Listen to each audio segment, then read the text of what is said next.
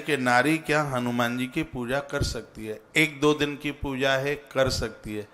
लंबे दिन का अनुष्ठान है, 1 महीने का, 1.5 महीने का, 2 महीने का, 1 साल का, ऐसे बहुत अनुष्ठान हैं जो हनुमान जी के 3 वर्ष में पूरे होते हैं। ऐसे बहुत अनुष्ठान है जो 15 वर्ष में पूरे होते हैं। अब हमने यहाँ से कथा में कह दिया और आपने लिख लिया और शुरू कर दिया, 3 वर्ष में कितनी बार छूट जाएगा? तो इसलिए ग्रंथ में लिखा है कि जो भी कोई दीर्घकालीन लंबे समय का जो अनुष्ठान है उसे मातृशक्ति, उसे नारी न करे। क्या सुंदर बात कही गई है, देवताओं को पूजने में स्त्री और पुरुष का समान अधिकार है। कोई ये ना सोचिएगा कि ये हमें कोई घृण दृष्टि से देखा जाता है इसलिए मना किया जाता है कि तुम मत करो। देवी देवताओं के लिए शुद्धता को बहुत ध्यान में रखा जाता है। क्या सुंदर बात कही है, माताओं को चाहिए हनुमान जी के लिए सुंदरकांड करें, 1 ही दिन की पूजा है ये। हनुमान चालीसा करें, अपने हाथों से उनके लिए भोग बनाएं। जो नहीं करना है, बड़ी प्रतिमा के ऊपर सिंदूर नहीं चढ़ाना है, जनेऊ नहीं पहनाना है, और भूल करके भी कभी लंबे होकर के प्रणाम नहीं करना है। ये चीजें वर्जित बताई हैं। इन चीजों का ध्यान रखना चाहिए। घर में आपके यहाँ छोटी सी प्रतिमा है, उनको आप स्नान करा सकते हैं, चंदन लगा सकते हैं, तिलक लगा सकते हैं उन्हें। लेकिन आप ये कहें कि आप एक बहुत बड़ा कोई हनुमान जी का अनुष्ठान, हनुमान जी के अनुष्ठान के लिए बहुत बड़ा, इसमें तो ये लिखा है कि चरित्रवान लोग यदि हनुमान जी की पूजा करते हैं तो उसको तत्काल परिणाम उसका मिलता है। हनुमान जी अपनी उपस्थिति का अनुभव करा देते हैं। चाहे स्त्री हो चाहे पुरुष, शराब पीने वाले, उल्टे पुल्टे ऐमाल करने वाले लोग कहाँ हनुमान जी की पूजा के अधिकारी है? वो जिस नारी के पास चरित्र नहीं है, जिस पुरुष के पास चरित्र नहीं है, वो क्या हनुमान जी की पूजा के करने के लायक होंगे? उनके लिए विरोध किया। हम सालेराम भगवान की पूजा में पढ़ रहे थे, पद्म पुराण में वर्णन था कि कौन स्त्री है जो सालेराम की पूजा नहीं कर सकती। तो उसमें यह वर्णन था कि जिसने अपने पति को छोड़ा है, दूसरे पुरुष को स्वीकार किया है, वो सालेराम भगवान की पूजा नहीं कर सकती। स्पष्ट पूरा चैप्टर स्कंद पुराण में आप पढ़ेंगे, सुनेंगे आगे।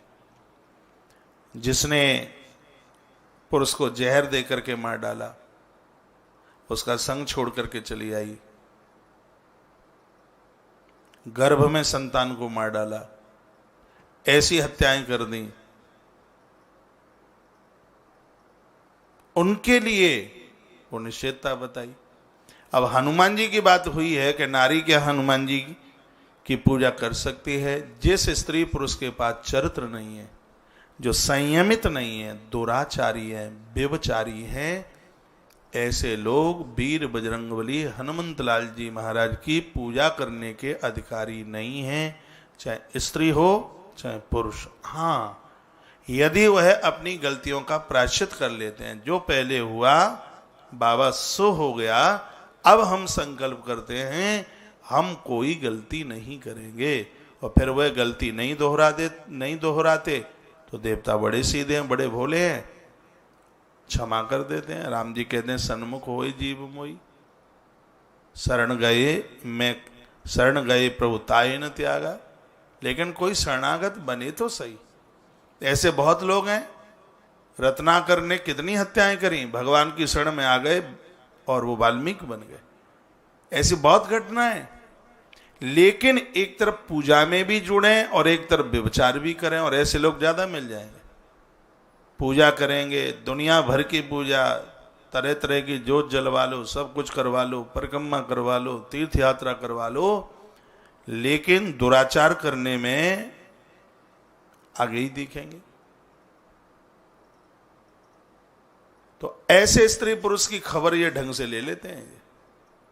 हाँ, फिर तो ताय मार मारुत सुत वीरा, फिर नहीं वो देखते कि स्त्री है कि पुरुष। वो सुंदरकांड की चौपाई है ना, मुष्ट का एक महाकपिहानी। सुरसा को माई कहते हैं और लंकिनी की पीठ में दबोचा लगा देते हैं। वो और सुरसा को माई कह करके चलते हैं। तो आपने बड़ा बढ़िया प्रश्न किया है। तो नारी क्या हनुमान जी की पूजा कर सकती है? इसमें मैं यही निवेदन करूंगा, चाहे स्त्री हो चाहे पुरुष, मान मर्यादा का ध्यान सबको करना पड़ेगा। एक लंबा दीर्घकालीन का अनुष्ठान है वो मत कीजिएगा, क्योंकि मातृशक्ति के लिए एक अड़चन है, वो मैं क्या बोलूं आपको पता है, इसलिए बहुत लंबा अनुष्ठान नहीं, एक ही दिन की, 2 दिन की, 3 दिन की ये पूजा क्या कोई कम पूजा है? कल आपने हनुमान चालीसा का पाठ किए थे, क्या उसका प्रभाव कम है? क्या जरूरी नहीं है कि आप 1 साल का अनुष्ठान लेके बैठ जाएं? कथा में तो मैं बहुत बातें बताऊंगा और ये सुनकर के लगेगा कि पूरा 12 साल का अनुष्ठान चालू कर दें, लेकिन उन सब के नियम लेने होते हैं और संकल्प फिर टूटता है तो दिक्कत होती है। स्पष्ट वर्णन है हनुमान।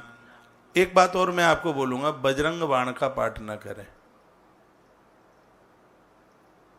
उसमें कुछ सौगंध है, कसम है। वो तो बाबा तुलसी जैसे महापुरुष को ही ठीक लगता है, बढ़िया लगता है। उठे उठे चल तो राम दुआई, अरे हम हनुमान जी को राम जी की सौगंध खिलाएंगे? और माताएं तो करें ही नहीं, वैसे तो पुरुष भी ना करें, बजरंग बाण का पाठ ना करें। और बहुत पाठ है, हनुमान बाहु कर लीजिएगा, बड़ा बढ़िया है। बाल समय रविभक्ष लियो तब तीनहु लोक भयो अंधियार, बहुत बढ़िया है। सुंदरकांड कर लीजिएगा, हनुमान चालीसा कर लीजिएगा, बहुत ही प्रभावशाली है। दिया जलाइए, जोत जलाइए, अपने हाथों से हनुमान जी के लिए प्रसाद बनाइए। यदि ये बात आपने रखी दी है, यदि आपके पास कागज है तो आप लिख लें इसको। आप मीठी पूड़ी बनाएं हनुमान जी के लिए हर मंगलवार और शनिवार को गुड़ वाली बनाएं, बढ़िया देसी घी की बनाएं। मीठी पूड़ी बना करके उसमें आप बतासा फोड़े, बतासे डालें उसमें, और तुलसी पत्र डालें।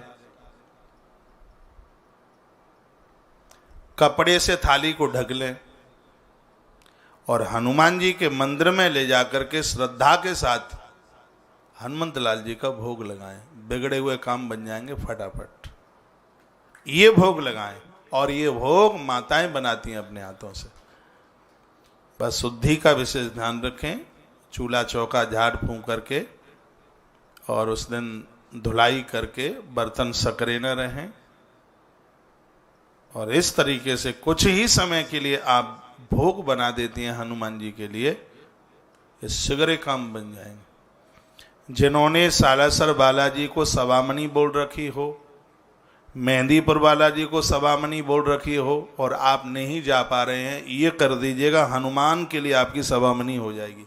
मीठी पूड़ी बनाएं और उनको बारीकी से बिल्कुल उसका चूरमा कर दें, उसमें बतासा डालें। फिर 1 किलो पूड़ी, आटे की पूड़ी में 250 ग्राम बतासा डाल करके 5-7 तुलसी पत्र उसमें छोड़ करके हनुमान जी को भोग लगा दीजिए, और यह भोग घर की मातृशक्ति बनावे। भोग लगाए, सब काम फटाफट बन जाएंगे। मैं माताओं को ये निवेदन करके कहना चाहूँगा, कभी ये आप क्यों बुरा मानते हैं? कहा जाता है नारी को ये करना चाहिए, नहीं करना चाहिए। ये हमारे ग्रंथों में शुचिता के ऊपर ध्यान, मैंने ये खुद पढ़ा है, ग्रंथ में लिखा है कि देवताओं की पूजा करने के लिए स्त्री पुरुष के पास समान अधिकार है, लेकिन उसके नीचे फिर ये लिखा है कि मातृ शक्ति के पास पूजा में अवरोधकता के कुछ दिन हैं, जिनकी वजह से नारी देवताओं का लंबा अनुष्ठान नहीं कर सकती। ये भी उसके नीचे ही लिखा है। जय जय श्री राधे, जय जय राधे श्याम। तो आपका जो ये सही करा, आपका जो ये तीसरा प्रश्न है, उसमें ऐसा नहीं है, इसमें कोई नारी की हीनता है।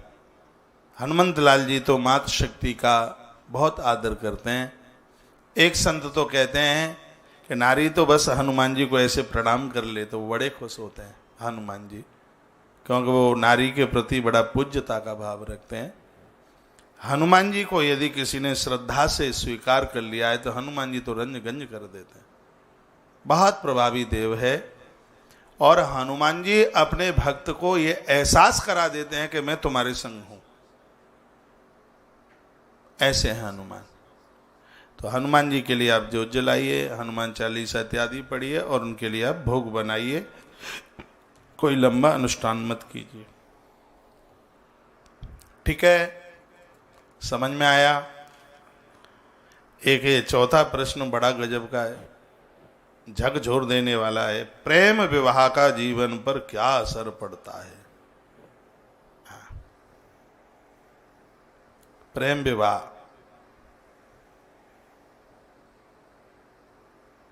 क्या बोले, लव मैरिज। आज के समय में देखा जाता है युवक और युवतियां एक ही साथ काम करते हैं। सुन लें, कहीं न कहीं ये भी समाधान काम में आएगा। आज के समय में देखा जाता है कि युवक और युवतियां एक ही साथ काम करती हैं। उनका आपस में प्रेम होता है, स्नेह होता है, एक साथ आना, एक साथ जाना, बात करना, फोन पर एक दूसरे के हालचाल लेना, और आखिर में वो स्नेह इतनी गहराई बना देता है कि दोनों एक दूसरे के साथ विवाह करने को तैयार हो जाते हैं। कभी कभी तो पूर्व से विवाहित होते हैं तो भी गलती कर बैठते हैं, और इतनी बड़ी गलती कर बैठते हैं कि इससे बड़ी जिंदगी की कोई गलती नहीं होती। विवाह क्या सबके साथ किया जाता है? विवाह का तो बढ़िया चुनाव होता है। यह जिंदगी का सबसे बड़ा यदि कोई निर्णय है तो ये विवाह ही तो है, चाहे स्त्री हो चाहे पुरुष, दोनों के लिए। कभी कभी तो घर वालों के विरोध करने पर भी और वे नहीं मानते, विवाह के बंधन में वो ऐसे बंध जाते हैं कि उनका पूरा खानदान, पूरा परिवार छूट जाता है। जैसा कि हमने पढ़ा और सुना, मन मुताबिक विवाह करने वाले स्त्री पुरुष बहुत टेंशन में जीते हैं। परिवार छूटता है, परिवार सकून देता है। ये मानिए भले ही मत मानिए, कोई फंक्शन आप करते हैं, जब उसमें अपने सब परिवार के दिखते हैं, रिश्तेदार दिखते हैं, तो उसमें अच्छा लगता है। लेकिन जो मन मुताबिक शादियां की जाती हैं वो समाज में अपमान का बोझ ढो रहे होते हैं। मन मुताबिक विवाह करने के बाद वह बेटी अपने पियर जाती है किसी शादी विवाह में, तो लोग उसको देख के कहते देखो इसने बाप की नाक कटा दी, इसने ऐसा कर लिया। उस समय वो जिंदी मुर्दे की तरह हो जाती है, आंखें नीचे हो जाती हैं, लज्जित हो जाती है, किसी से बात नहीं कर पाती। और यही स्थिति पुरुष की होती है। हारी दुखारी बीमारी, डिलीवरी, बच्चों का जन्म, और उस समय पर अपने परिवार खानदान का कोई नहीं होता। ये जितने भी प्रेम विवाह हुए हैं ये आपस में प्रसन्न कोई नहीं होते। ये मुझसे बहुत मिलते हैं, लास्ट में आखिर में यही कहते हैं कि हमने अपनी जिंदगी का बहुत बड़ा गलत निर्णय लिया, यह हमारी बहुत बड़ी भूल रही, हमें ऐसा नहीं करना चाहिए था। भैया छूटता है, बहन छूटती है, माता पिता छूटते हैं, कुंबा छूटता है, समाज छूटता है। आदमी कितनी भी बड़ा क्यों ना हो, लेकिन वो सामाजिक नहीं है तो क्या है। और याद रखना, प्रेम विवाह का असर बच्चों के ऊपर बहुत गलत पड़ता है। जब जो गलतियां तुम कर चुके हो, बच्चों को नहीं सुधार सकते। जब बच्चों को पता होता है कि मम्मी पापा ने मन मुताबिक विवाह किया है, तो बच्चों के हृदय में एक घृणा की स्थिति बनती है। बहुत टाइम पहले की बात है, मैं मंडला से आ रहा था, जबलपुर से, रेल के डिब्बे में भागवत जी का पाठ कर रहा था, शाम का टाइम था। वही रेल के डिब्बे में मेरे सामने एक युवक बैठा था। वो बैठा बैठा, मैं पाठ कर रहा था, वो रो रहा था। जब मेरा पाठ पूरा हो गया तो मैंने उसको पूछा,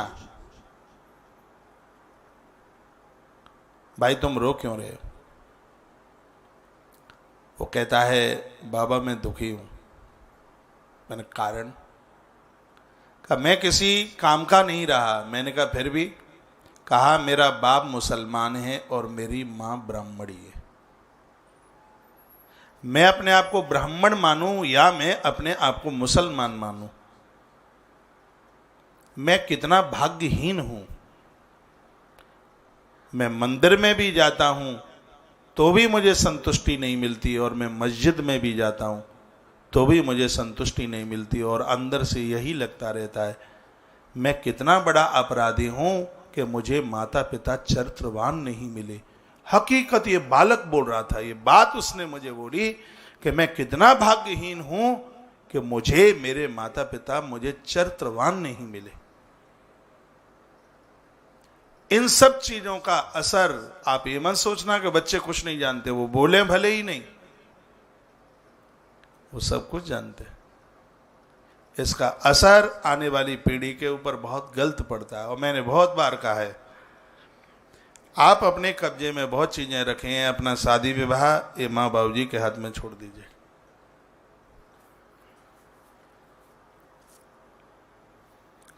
चमड़े से प्रेम मत कीजिए, गुणों से प्रेम कीजिए। और जिसको आप प्रेम विवाह कहते हैं, नाम प्रेम विवाह है, ये तो दीवाल में माथा फोड़ फोड़ करके रोते हैं। इतनी तकलीफें होती हैं, इतनी परेशानियां होती हैं। उन परेशानियों को जितना बोला जाए उतना कम है। समाज से अपमानित होना पड़ता है, सब जगह से आना जाना बंद हो जाता है, और सबसे दिक्कत की बात है कि कुछ समय के बाद ये दोनों एक दूसरे में दोष देखना शुरू कर देते हैं। जितने भी ये प्रेम विवाह हुए हैं, ये स्त्री पुरुष दोनों एक दूसरे के ऊपर विश्वास नहीं करते। स्त्री सोचती है कि जैसे इन्होंने मुझे बहकाया, हो सकता है कि किसी और स्त्री के साथ नहीं इनका प्रेम चल रहा हो। और पुरुष के दिमाग में यह चलता है कि जैसे इसने मुझे फंसाया, इसके दिमाग में कोई और भी तो ना हो। इनका पूरा जीवन इसी संशय में निकला। और गीता कहती है कि जिसके माथे में संशय है वो तो कभी मनुष्यता का जीवन जी ही नहीं सीख सकता। संशय आत्मानं विनश्यति। ये तो जिंदगी भर एक दूसरे का मोबाइल ही चेक करते करते चले जाते हैं, एक दूसरे के ऊपर विश्वास नहीं करते। इसलिए आपने यह प्रश्न मेरे पास तक पहुंचाया है और आपने मुझे पूछा है, ये प्रश्न किया है कि प्रेम विवाह का जीवन पर क्या असर पड़ता है। प्रेम विवाह करने वाले लोग तो हर समय कोमा में रहने वाली जिंदगी जीते हैं, वो हर समय टेंशन में होते हैं, उनके चेहरे पर मुस्कान नहीं होती, उनके खर्चे पूरे नहीं होते, माँ बाबूजी का दिला मिलता नहीं है, उन्हें लाड़ मिलता नहीं है, दुलार मिलता नहीं है, स्नेह प्रेम मिलता नहीं है। परिवार छूटता है, रिश्तेदार छूटते हैं, गांव गली मोहल्ले सब कुछ छूट जाता है। उनकी दुनिया सिमट जाती है, ऑफिस से घर, घर से ऑफिस, ऑफिस से घर, घर से ऑफिस। मुक्ति के लिए मंदिर जाते नहीं है, मंदिर जाते हैं हे प्रभु कुछ ऐसा कर दो कि सुकून की जिंदगी जी ले। ये प्रेम विवाह वाले मंदिर बहुत जाते हैं, बहुत जाते हैं। इतने तुम भी नहीं जाते जितने ये जाते हैं, बहुत जाते हैं, दोनों जाते हैं। एक दूसरे का पर्स पकड़ के लटका के बस वहाँ यही कहते हैं कि प्रभु थोड़ी सुकून की जिंदगी मिल जाए, यही बोलते हैं। मुझे तो हंसी आती है क्योंकि अभी भी मैं इधर आया हूँ प्रोग्राम में, तब मेरे पास एक ऐसा ही फोन था।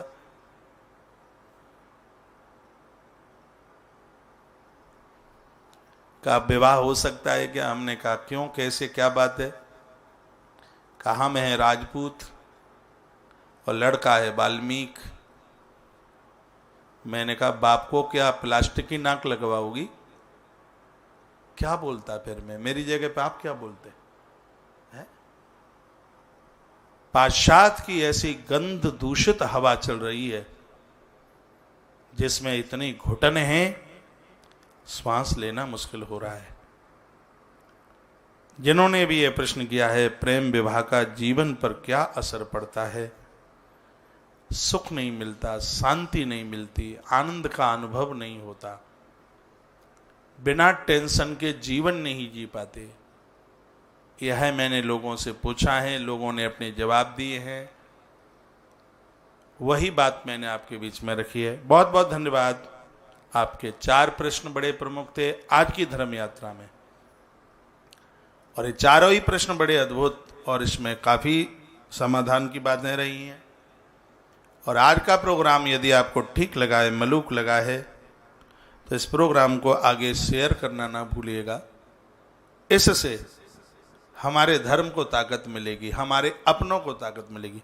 चौथे प्रश्न पर, यदि किसी ने प्रेम विवाह किया है और ये सुन करके उन्हें ये लगता है अपने आप में कि बात हमसे ही कही जा रही है, ऐसा हो सकता है, लग रहा होगा, मैं एक बार पुनः निवेदन करना चाहूँगा, गलतियाँ तो हुई हैं, पक्कता में है गलती हुई है, अपने आप को बदलिए, अपने आप को बदलावित कीजिए, गलती का एहसास कीजिए, और बढ़िया जीवन जीना चाहते हैं, एक दूसरे के अंदर दोष मत देखिए, माँ बाबू जी के पास आना जाना शुरू कीजिए, उनसे माफ़ी मांगिए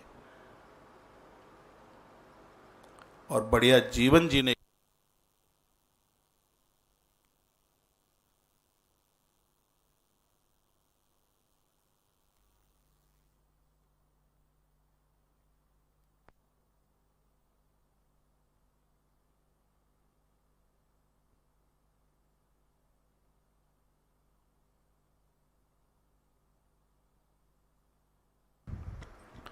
बोले बांके बिहारी लाल की जय हो। ये 4 प्रश्नों की बात यहाँ से रखी गई है, तो मुझे तो नहीं लगता कि ये चारों प्रश्नों का जवाब किसी को बुरा लगा होगा। नहीं, आपने हमसे परामर्श ही तो मांगा है। मैं ये कह दूं कि नहीं, प्रेम विवाह करना बहुत अच्छी बात है, बहुत बढ़िया बात है, तो आज की युवान पीढ़ी के ऊपर क्या बीतेगी। इसलिए मुझे यहाँ से शास्त्रानुकूलित ही बात करनी चाहिए, मर्यादित बातें ही करनी चाहिए। और प्रश्न तो आपके मेरे पास 76 प्रश्न हैं इस समय, आज के 76 प्रश्न हैं आपके, 76 प्रश्न, लेकिन इतनी देर में 4 ही प्रश्नों का समाधान हुआ है, और चारों का जो समाधान है वो एक समाधान के रूप से लिया गया है। कल भोर में 5 बजे आप बैसाख मास का महात्म्य कल सुबह 5 बजे से शुरू हो जाएगा, वीडियो आपके मोबाइल में पहुंच जाएगी। बैसाख मास माघ और कार्तिक से भी ऊपर है, उसमें प्रमाण दे दे करके बात होगी। और मैं ये कहूँगा, उसमें कल के में स्नान महिमा का वर्णन है, तो इस बैसाख के महीने में आप सुबह भोर में थोड़ा जल्दी स्नान कर लें, उसकी महिमा कल की वीडियो में आप सुबह 5 बजे सुनेंगे। ये रोज 30 दिन आपके पास वीडियो पहुंचेगी, इसलिए इसको आप जरूर सुनिएगा। आज के प्रोग्राम में बस इतना सा ही है, 10:30 बज गया है। 9:30 बजे मैंने बोलना शुरू किया, मैं आधे घंटे के लिए आया था, लेकिन ऐसी कमी समझ लीजिएगा कि माइक मेरा समय से छूटता नहीं है। कथा भी छोड़ने का टाइम 1 बजे का है, लेकिन मैं कथा 2:30 पौने 3 बजे ही छोड़ पाता हूँ। मन भरता नहीं है बोलते बोलते, लगता है कि बस बोलते ही रहे। 4 प्रश्न आपके बीच में रखे हैं, समाधान बढ़िया लगा होगा। अभी यह लाइव तो चलता रहेगा, प्रसारण 11:15 11:30 तक। जो नहीं सुन पाए हैं वो सुनते रहेंगे, और मैं आपसे अनुमति मांगूंगा इस प्रोग्राम को विदा देने के लिए।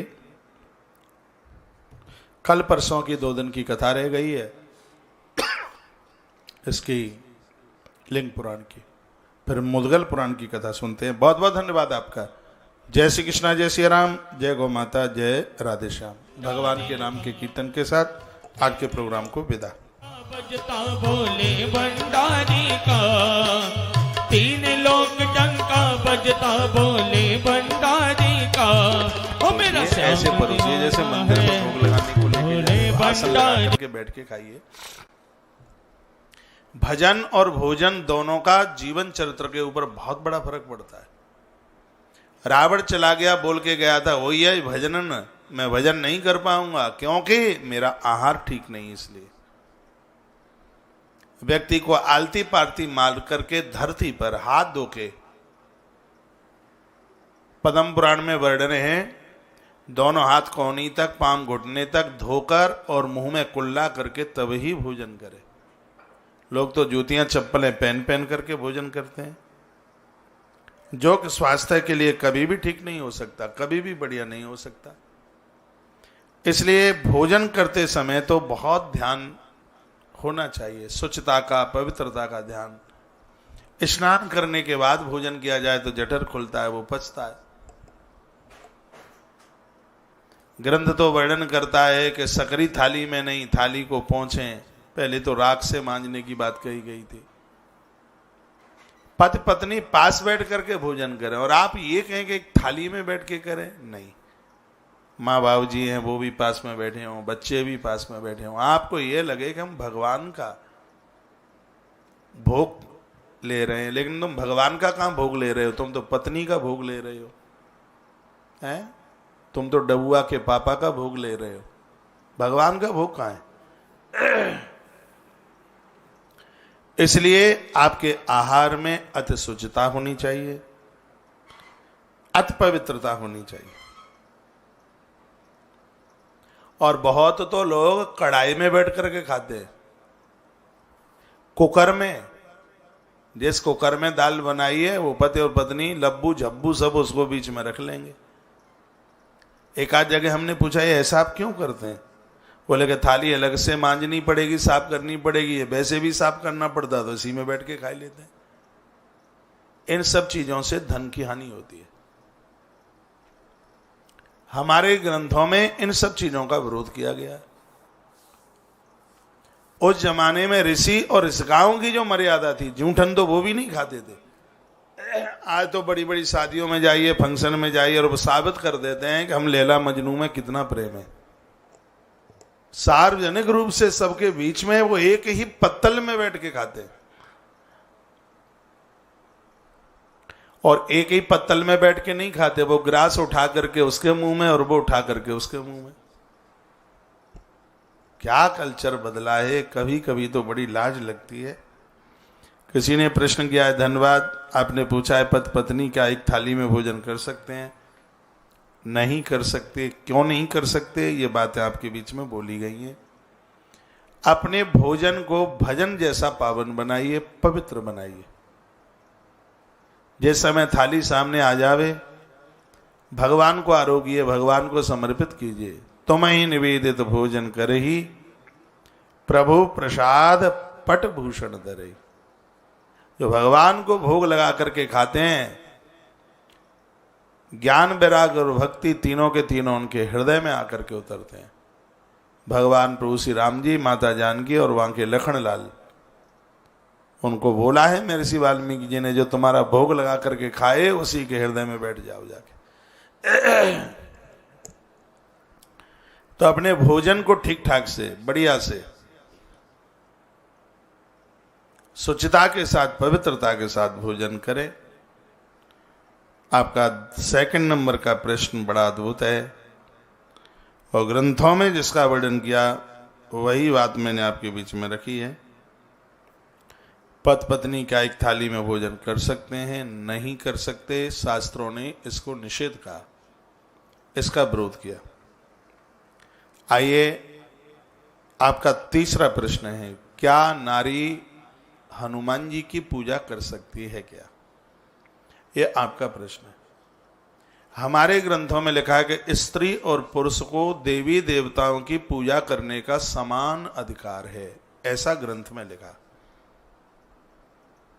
समान अधिकार है। स्त्री और पुरुष को देवी देवताओं की पूजा करने का समान अधिकार है। फिर ये प्रश्न क्यों किए जाते हैं? ये प्रश्न इसलिए किए जाते हैं कि नारी युवान अवस्था में कोई भी लंबा दीर्घकालीन अनुष्ठान नहीं कर सकती। लंबे समय वाला वो अनुष्ठान नहीं कर सकती, ये भी ग्रंथ में लिखा है, क्योंकि उसके लिए ऋतुमती धर्म एक बहुत बड़ा व्यवधान है उस अनुष्ठान में। इसलिए जो एक लंबे समय के अनुष्ठान हैं उसको नारी करने में उसके लिए वर्जितता बताइए, क्योंकि बीच में फिर वो अनुष्ठान छूटता है, दिक्कतें होती हैं, परेशानियां होती हैं। तो इसलिए कितनी सुंदर बात कही है वो सुन लीजिएगा। हनुमान जी नारी का सदैव से आदर करते हैं, माँ कह करके बोलते हैं। हनुमान जी मातृ शक्ति का बहुत आदर करते हैं। माताओं को कभी लंबे होकर हनुमान जी को प्रणाम नहीं करना चाहिए। जब तक उस काल के 7 दिन पूरे नहीं हो जाते हैं तब तक वो मठ मंदिर में नहीं जा सकती बिल्कुल भी। कितनी सुंदर बात कही है।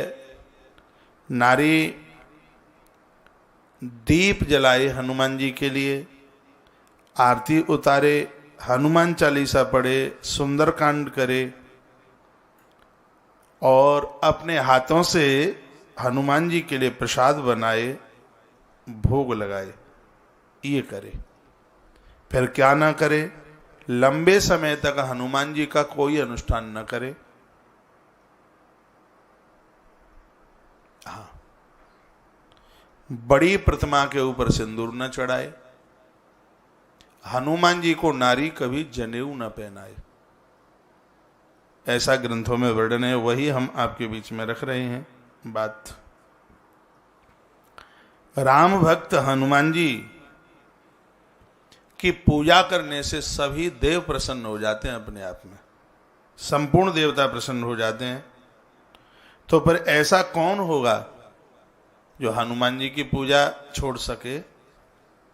तो आपने प्रश्न किया है कि नारी क्या हनुमान जी की पूजा कर सकती है? 1-2 दिन की पूजा है, कर सकती है। लंबे दिन का अनुष्ठान है, 1 महीने का, 1.5 महीने का, 2 महीने का, 1 साल का, ऐसे बहुत अनुष्ठान हैं जो हनुमान जी के 3 वर्ष में पूरे होते हैं। ऐसे बहुत अनुष्ठान है जो 15 वर्ष में पूरे होते हैं। अब हमने यहां से कथा में कह दिया और आपने लिख लिया और शुरू कर दिया, 3 वर्ष में कितनी बार छूट जाएगा? तो इसलिए ग्रंथ में लिखा है कि जो भी कोई दीर्घकालीन लंबे समय का जो अनुष्ठान है उसे मातृशक्ति, उसे नारी न करे। क्या सुंदर बात कही गई है। देवताओं को पूजने में स्त्री और पुरुष का समान अधिकार है। कोई ये ना सोचिएगा कि ये हमें कोई घृण दृष्टि से देखा जाता है इसलिए मना किया जाता है कि तुम मत करो। देवी देवताओं के लिए शुद्धता को बहुत ध्यान में रखा जाता है। क्या सुंदर बात कही है। माताओं को चाहिए हनुमान जी के लिए सुंदरकांड करें, 1 ही दिन की पूजा है ये। हनुमान चालीसा करें, अपने हाथों से उनके लिए भोग बनाएं। जो नहीं करना है, बड़ी प्रतिमा के ऊपर सिंदूर नहीं चढ़ाना है, जनेऊ नहीं पहनाना है और भूल करके भी कभी लंबे होकर के प्रणाम नहीं करना है। ये चीजें वर्जित बताई हैं। इन चीजों का ध्यान रखना चाहिए। घर में आपके यहां छोटी सी प्रतिमा है, उनको आप स्नान करा सकते हैं, चंदन लगा सकते हैं, तिलक लगा सकते हैं उन्हें। लेकिन आप ये कहें कि आप एक बहुत बड़ा कोई हनुमान जी का अनुष्ठान, हनुमान जी के अनुष्ठान के लिए बहुत बड़ा, इसमें तो ये लिखा है कि चरित्रवान लोग यदि हनुमान जी की पूजा करते हैं तो उसको तत्काल परिणाम उसका मिलता है। हनुमान जी अपनी उपस्थिति का अनुभव करा देते हैं। चाहे स्त्री हो चाहे पुरुष, शराब पीने वाले, उल्टे पुल्टे ऐमाल करने वाले लोग कहाँ हनुमान जी की पूजा के अधिकारी है? वो जिस नारी के पास चरित्र नहीं है, जिस पुरुष के पास चरित्र नहीं है, वो क्या हनुमान जी की पूजा के करने के लायक होंगे? उनके लिए विरोध किया। हम सालेराम भगवान की पूजा में पढ़ रहे थे, पद्म पुराण में वर्णन था कि कौन स्त्री है जो सालेराम की पूजा नहीं कर सकती। तो उसमें यह वर्णन था कि जिसने अपने पति को छोड़ा है, दूसरे पुरुष को स्वीकार किया है, वो सालेराम भगवान की पूजा नहीं कर सकती। स्पष्ट पूरा चैप्टर स्कंद पुराण में आप पढ़ेंगे, सुनेंगे आगे। जिसने पुरुष को जहर दे करके मार डाला, उसका संग छोड़ करके चली आई, गर्भ में संतान को मार डाला, ऐसी हत्याएं कर दी। उनके लिए वो निषेधता बताई।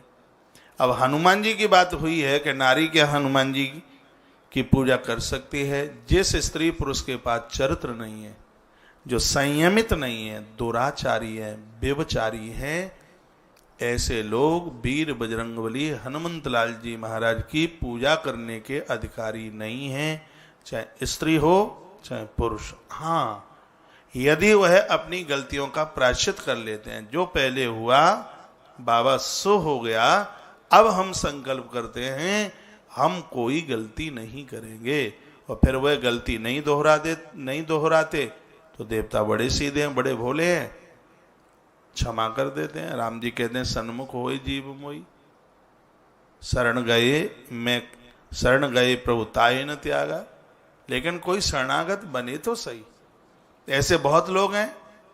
रत्नाकर ने कितनी हत्याएं करी, भगवान की शरण में आ गए और वो वाल्मीकि बन गए। ऐसी बहुत घटनाएं। लेकिन एक तरफ पूजा में भी जुड़े और एक तरफ व्यभिचार भी करें, और ऐसे लोग ज्यादा मिल जाएंगे। पूजा करेंगे, दुनिया भर की पूजा, तरह तरह की जोत जलवा लो, सब कुछ करवा लो, परिक्रमा करवा लो, तीर्थ यात्रा करवा लो, लेकिन दुराचार करने में आगे ही दिखेंगे। तो ऐसे स्त्री पुरुष की खबर ये ढंग से ले लेते हैं।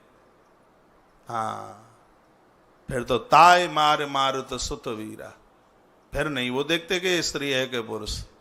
वो सुंदरकांड की चौपाई है ना, मुष्ट का एक महाकपिहानी। सुरसा को माई कहते हैं और लंकिनी की पीठ में दबोचा लगा देते हैं वो, और सुरसा को माई कह करके चलते हैं। तो आपने बड़ा बढ़िया प्रश्न किया है। तो नारी क्या हनुमान जी की पूजा कर सकती है? इसमें मैं यही निवेदन करूंगा, चाहे स्त्री हो चाहे पुरुष, मान मर्यादा का ध्यान सबको करना पड़ेगा। एक लंबा दीर्घकालीन का अनुष्ठान है, वो मत कीजिएगा, क्योंकि मातृशक्ति के लिए एक अड़चन है। वो मैं क्या बोलूं, आपको पता है। इसलिए बहुत लंबा अनुष्ठान नहीं, एक ही दिन की, 2 दिन की, 3 दिन की ये पूजा क्या कोई कम पूजा है? कल आपने हनुमान चालीसा का पाठ किए थे, क्या उसका प्रभाव कम है? क्या जरूरी नहीं है कि आप 1 साल का अनुष्ठान लेके बैठ जाएं?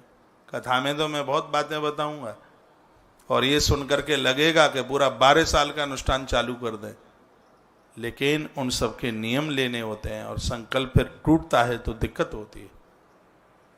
स्पष्ट वर्णन है हनुमान। एक बात और मैं आपको बोलूंगा, बजरंग बाण का पाठ न करें।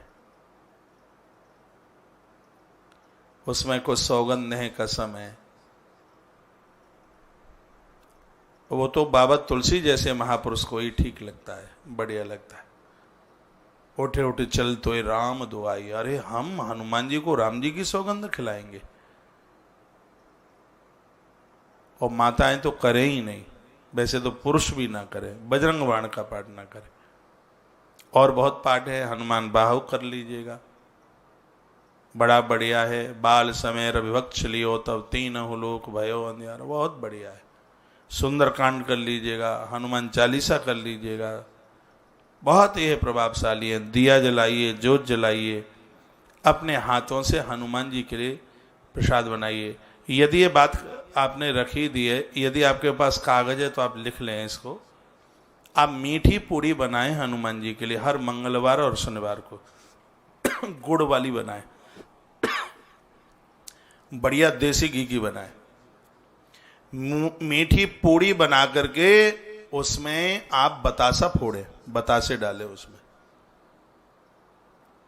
और तुलसी पत्र डालें। कपड़े से थाली को ढक लें और हनुमान जी के मंदिर में ले जाकर के श्रद्धा के साथ हनुमंत लाल जी का भोग लगाएं। बिगड़े हुए काम बन जाएंगे फटाफट। ये भोग लगाएं, और ये भोग माताएं बनाती हैं अपने हाथों से। बस शुद्धि का विशेष ध्यान रखें, चूल्हा चौका झाड़ फूंक करके, और उस दिन धुलाई करके बर्तन सकरे न रहें,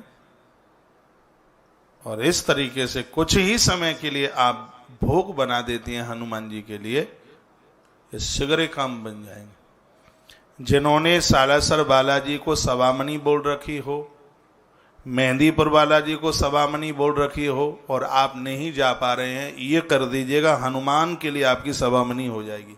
मीठी पूड़ी बनाएं और उनको बारीकी से बिल्कुल उसका चूरमा कर दें, उसमें बतासा डालें, फिर 1 किलो पूड़ी, आटे की पूड़ी में 250 ग्राम बतासा डाल करके 5-7 तुलसी पत्र उसमें छोड़ करके हनुमान जी को भोग लगा दीजिए, और यह भोग घर की मातृशक्ति बनावे। भोग लगाए, सब काम फटाफट बन जाएंगे। मैं माताओं को ये निवेदन करके कहना चाहूँगा, कभी ये आप क्यों बुरा मानते हैं?